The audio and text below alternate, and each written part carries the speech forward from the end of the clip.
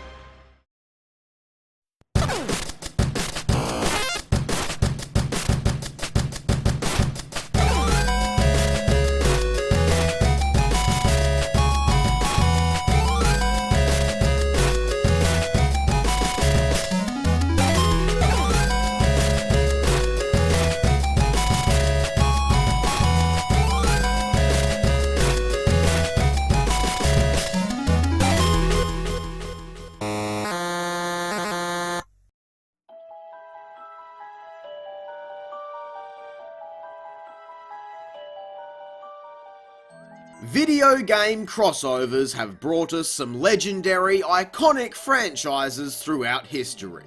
But even when they're not viewed at such a status, a lot of these games can still be highly enjoyable and fun, if for no other reason than just seeing your favourite characters compete for ultimate glory. But why are they always party games?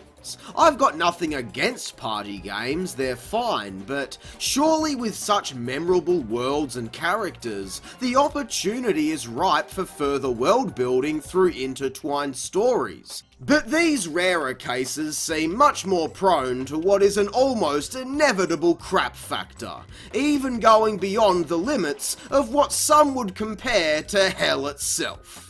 Now, while Nintendo may be the king of crossovers, my heart lies with PlayStation.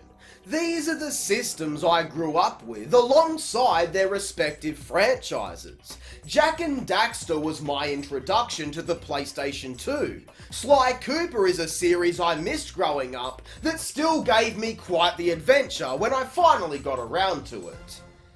And, well, as for Ratchet and Clank, I'm sure you're all aware, it's been the bane of my existence for almost 4 So the idea of combining these characters and their iconic worlds into a single experience is like a dream come true. Sly's fun platformer collecting, Jak's open flowing world feel, and Ratchet's addicting run and gun gameplay. How could this even start to be bad?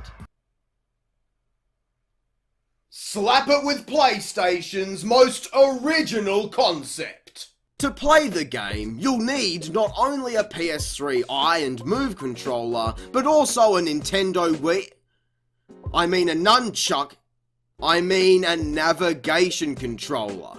It's like the Wii's nunchuck, you get the idea. PlayStation haven't quite figured out subtlety yet. Released in 2011 and developed by Nihilistic Software, later known as Instigate Games, who, take a wild guess, were dead the following year, PlayStation Move Heroes features our favourite 6 heroes on the move, as we get to see each team on a mission in their home worlds. Ratchet and Clank are fighting the robot ripped straight from The Incredibles, again, subtlety. Jak and Daxter are racing through Haven City, and Sly with Bentley's help are trying to rescue an imprisoned Murray. Time freezes as they're all transported to this mysterious place. I've got to say it, seeing these characters meet has to be one of the coolest things ever. All of the original voice cast is here, even Mike Irwin reprised his role for Jak despite being left out of The Lost Frontier.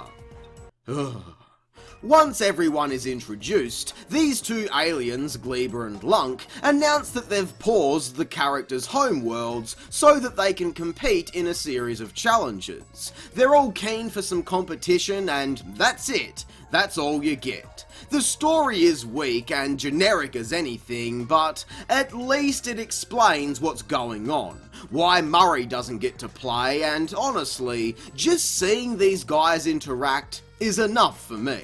The first area is Metropolis, so it seems only fitting that we start playing as Ratchet. The opening tutorial is quite stop and go, patronising style, but I think it's for the best given this is a motion control game. We're given plenty of different attacks, regular and strong, we can block, and I even found a golden bolt. I know it's early days yet, but I think these motion controls are solid. It's hard to argue against them. As we start to go through stages though, things get out of hand pretty quickly. That tutorial is nothing more than a lie, a front, allowing this game to appear as something it really isn't. We don't spend the game running, gunning, platforming, and conforming to the expectations of these characters' games. No, this is a bloody mini-game collection, and the whack we started with is only the beginning. There are 5 different types of challenge, including the normal combat which we've already seen. It's strange because Jack doesn't have a staff of any kind, he gets to use this weird hammer thing. But where is his gun? He had his gun in the beginning but can't use it here?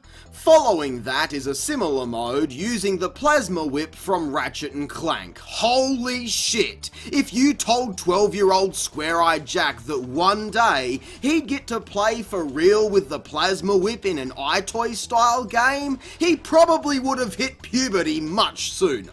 This takes a little more getting the hang of, but it's still really fun. Cracking that whip, sending enemies flying into each other, it's one-to-one with what I always imagined it would be. Collecting crystals fills up your meter, allowing for some special moves as well. Dark Jack slams the ground with a huge blast, Sly can slow down time, and Ratchet launches a Groovatron. Classic. But everything else after that is so gimmicky, unfortunately, with modes that feel incredibly out of place. The big boys also get to go bowling, for shit's sake. It's PS Wii Sports. Why is this a thing, and what does it have to do with these franchises? It's hard to complain because it controls really well, but I don't get it. The sidekicks also get in on the action, which is fun. We've played as all these characters before, so I'm glad they're more than just sidekicks in this. They get to run around the level shooting stuff. Again, this is good, though it only leaves me questioning why 2 of the main characters don't get to use any of their guns. This gameplay is what I was expecting, maybe not for these characters, but at least it's here. These guys also get special moves. Clank spawns in some little helpers, Bentley does an epic hack that triggers enemies to kill each other. Thank Christ we don't have to manually hack them or I'd be the one that's triggered. As for Daxter, well, he transforms into Dark Daxter from Lost Frontier and spins around like a tornado. It's like a goddamn knife to the chest. Why do they need to keep twisting it? This is all still fun, but wow, am I glad we played Frisbee Golf in Sports Champions last episode, because it's back! The grand return you never knew you wanted. Frisbee Golf in a Ratchet, Jack and Sly crossover. Again! Just why? What is it that compelled these developers to say the PlayStation brand is underrepresented in the virtual Frisbee game? Now's the part where I take my frustrations out on the game. Yeah, I'm afraid you'll have to wait your turn, Daxter, because I've got some frustrations to take out myself. I honestly don't mind these minigame modes because they control well and are fun enough to play, but progression in this game is structured so poorly, it hurts the entire experience. You're trapped in Metropolis until you complete every single event, one after the other, at which point you unlock Haven City. Forcing us through such a narrow hallway with long, perpetual gaps between unlocking the much more enjoyable modes kills it. Oh yeah, I forgot I had that ability. But please, remind me why I needed to come back here again. Because he might know where to find the cane? The cane! But just look at this guy! How could anyone possibly get along with such an asshole? I know, I find myself asking that all the time. Hey, did you just call me an asshole? No, you said it, not me. Excuse me? What the hell are you doing? Please, sir, I'm trying to have a private conversation here. Listen, when I get back there, I'm gonna make sure you never walk again. What the hell are you doing here? Okay, look. I've lost the cane, and I've travelled back in time to try and find it. You haven't seen it, have you? You mean that cane you used to steal all of my freaking games? Get off me! Look, it's complicated, okay? That thing is important in ways you haven't even thought up yet. But how do you know it's here? I don't, but we've tracked it to this location sometime in the near future. Oh, okay. Well, while you wait, would you like to play a game with me? It might be more enjoyable with two people. PlayStation Move Heroes? Man, I haven't played this in forever, but I remember the multiplayer being a lot of fun. Sure, I'm up for a few rounds. With a second player, the game is much more chaotic, but a lot easier. Not that it was ever hard, I got gold medals first try every time, up until this point. The second player takes control of player one's partner, so, playing as Jack, you get to be Daxter. Gameplay with the two of them running around kicking ass sounds wicked, but no, that's not how it's done. Player 2 exists only as a crosshair to help dispatch of enemies, as well as provide Player 1 with important items like health boosts and time freezes. Really? That's all I get to do? Why not let us run around and kill stuff together? Yeah, you're not wrong, that would have been awesome, but this is still really fun. I like that each character has a special attack, exclusive to cooperative play. Clank sends enemies into black holes, Bentley can freeze enemies entirely, and Daxter just kinda shits on people. I can see a green mist of some description, what else could it be? Toxic fumes? Exactly, that's what I'm saying. No, toxic fumes like Insect Killer. Remember? Daxter on PSP? Bug extermination? Remember? I'm still trying to forget. Hey, come on, man, this is boring. Let me play the main character for a change. Okay, sure. I'll play as Daxter and you can be Dark Jack, shooting eco-energy at people. Are you happy now? No, this is nothing like how I remember it. Well, get your memory checked, mate. It's so much more fun playing co-op. Yeah, for you. Oh, are you kidding me? I thought we were having a good time here, and now you want to moan about it? Because last time I played this, I was in your position, and it was a lot of fun. But being player one's bitch isn't what I signed up for.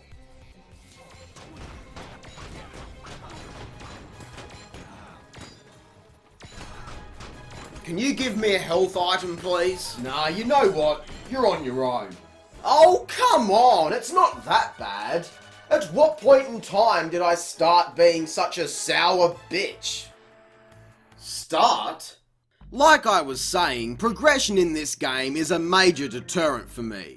Why not just open up Haven City and Paris quickly so I can jump between the different areas instead of only playing in the Ratchet theme and then only playing in the Jack universe and saving Sly until the very end. By the time you get out of Metropolis, every single game mode has been conquered multiple times over. Makes everything after that feel incredibly boring and samey. The objectives of these events differ as well. We've got the general survival modes, they're usually the most enjoyable with lots of combat. Other times we need to protect 3 different bodies on the map from incoming attacks. These can get pretty hectic depending on how big the map is. There is no jumping in this game, classic pet peeve of mine, particularly since we've got 3 characters known for platforming. However, we do have these buttons to stand on that spring you about the map. It makes the larger areas easier to traverse, which does help. One of the most common goals is finding a certain number of fans hidden within the level and smashing their cages to set them free. This is an objective that gets applied to every single type of gameplay, but it never gets tired as it's a fun treasure hunt mode, right up my alley. Likewise, we've got that same objective, but we have to bring all of the fans back to the centre of the map within the time limit. Again, very enjoyable. But then other events that want you to collect crystals to launch these rockets can be painstakingly slow and quite uneventful at times. And while the treasure hunt modes are applied to the frisbee golf gimmick as well, we're really just steering something around the map. You can get to higher ground and explore for more ammunition, but that's about it. At least you're not trapped in a single position like with bowling. I am surprised how much they're able to get from such small environments, but they get old pretty quick, and some areas only offer one type of mode. Hidden throughout are collectible items, golden bolts, precursor orbs, and golden coins. Collecting enough of each set only unlocks some extra outfits, most of which raise even more questions. So you'll put Ratchet's prison garments in before his armor from Gladiator? So, speaking of Gladiator, or Deadlocked if you'd prefer, when do I actually review Ratchet and Clank? Please, don't even go there. Completing an area unlocks a new cutscene that progresses the story a lot. You might not be surprised to learn these are more enjoyable than everything else here most of the time. It's just so much fun seeing these characters interact and slowly learn that their being here isn't all it seems. Lump here is voiced by Chaos from Skylanders. I think if this game had have gone for the more cooperative style Skylanders adopted, it would have been a lot more enjoyable for both players. That's all a crossover like this needs to be. Just give us what we love from the originals mixed in together. It's so sad that we don't even get the villains from these series either.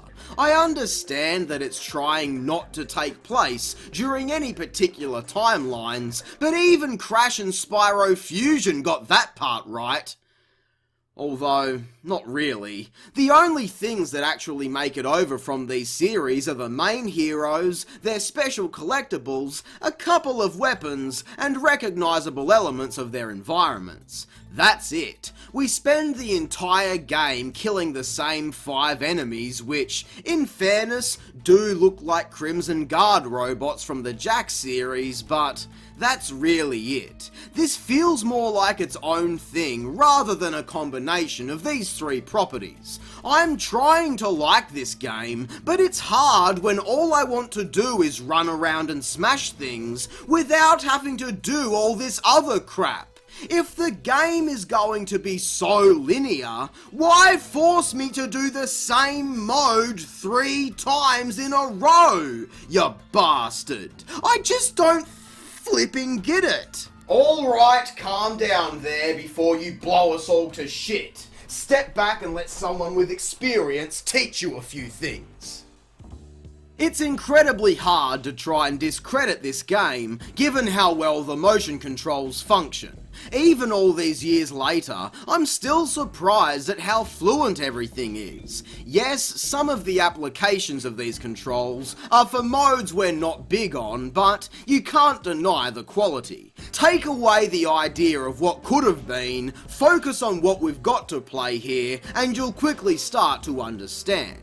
The gameplay you're familiar with is here, expanded upon with the control scheme. Environment themes are accurate, along with the characteristics of our heroes themselves. And the soundtrack and general presentation is actually really good, especially for what is just a party game. It may be a party game instead of an action-adventure game, but that shouldn't detract from its accomplishments. I wouldn't doubt for a second that these franchises were added in purely for the sake of having something immediately recognisable to market, but Nihilistic still did a decent job making that work within the context of this game and the individual IPs. And I mean, come on! A party game with a story mode? It might be a little generic, but I still think it does what it needs to. You do make a good point, but I can't help but argue the story. Look, if you don't mind, we're up to the end game now, so this is where I take over. I know you're confused, but trust me, we've already done this before.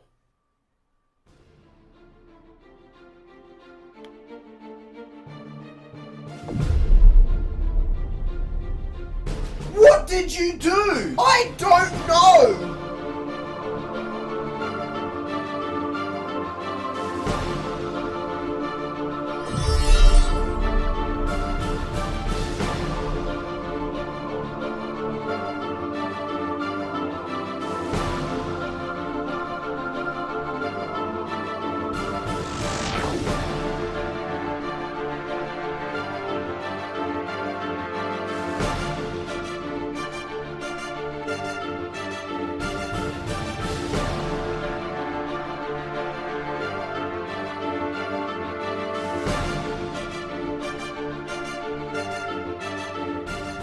Well, this is gonna add a whole new level of realism to the combat. Hey-ya! Bloody idiot! Once we complete Paris, we're transported to Glebertopia, where our heroes quickly learn that the fans we've been rescuing all game are actually prisoners. This planet used to be their home until Gleber and Lunk forced them to mine all the crystals, leaving the planet a hollow mess. This plot is kind of similar to the original Ratchet Clank, with Chairman Drek building his own planet from pieces of others he destroys. It's not the worst concept ever, I just wish we had more glimpses of it through the rest of the game. These crystals power a warp gate the bad guys plan to enter and access the worlds of our heroes to assume their roles and take over. So it's time to stop them. The final course of action is a series of trials through the Desolate Wastes, with each character getting their time to shine. Ratchet masters the Flame Whip, Clank kinda shoots some things, Sly is the master of the cane of course, and Bentley, again, just kind of shoots some things. For the final time today, why doesn't Jack get to shoot anything? He's stuck with the chore of rolling bloody balls around all day. What a mismatch. And yes, what a chore. That leaves the final challenge, the big finale of the entire game, with Daxter and his signature frisbee. These final challenges are okay, but nothing new to the formula, and once all the fun combat is over with, the entire Big Finish feel is completely lost. Having passed all the challenges and shut down the evil guy's machine, the villains attempt some docking maneuver and get sent packing. What more did you expect? Our heroes return to their home worlds right back where they left off. Ratchet avoids being crushed, Jack and Daxter commence their high-speed collision, and Sly falls flat on his face. Why am I not surprised? Daxter snobs the other sidekicks, and the credits roll. I hate to say it, but there is more character personality on display in the credits than there is through the entire game. That's the one disappointing feeling you're left with after playing this. The sad fact that these characters were incredibly underutilized throughout the entire game. But hang on, you were praising the shit out of this a moment ago, because I didn't want to see you shit all over this thing, because I know I wanted to, back when I first played it. While I personally came out of the game mostly satisfied, the game itself is no more than an average experience.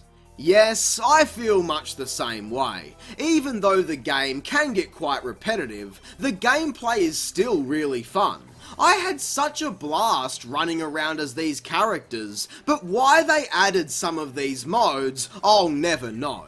The entire game could have just been the running and gunning with some more interesting levels, and I'd have been so much more into it. But instead, we get a continuous loop of the less interesting mechanics shoehorned in for the gimmick. All that's left to do after the game are some diamond replicas of challenges we've already attempted, so this really is a strictly linear adventure with not much else on offer.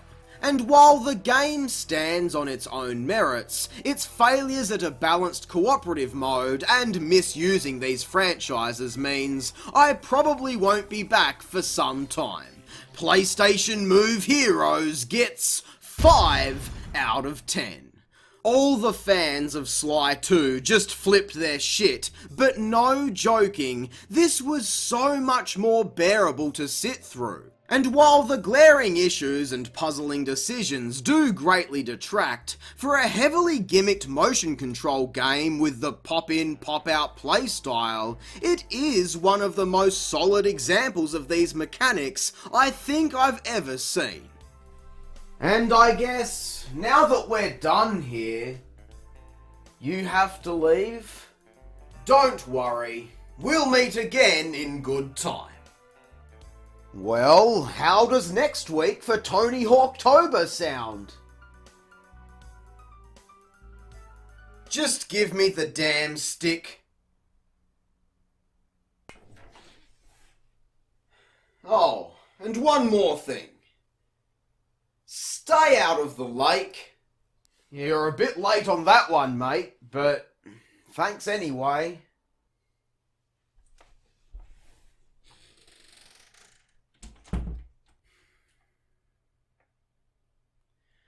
Well, anyway, I hope you enjoyed the video. What the hell was that? Anyway, I hope you enjoyed the video. If you did, be sure to leave a like. Be sure to leave a like, subscribe and share. I hope you enjoyed this video.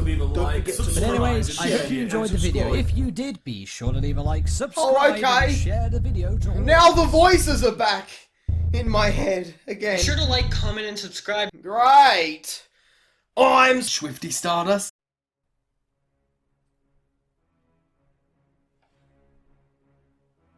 I'm Twisted Dark Justin.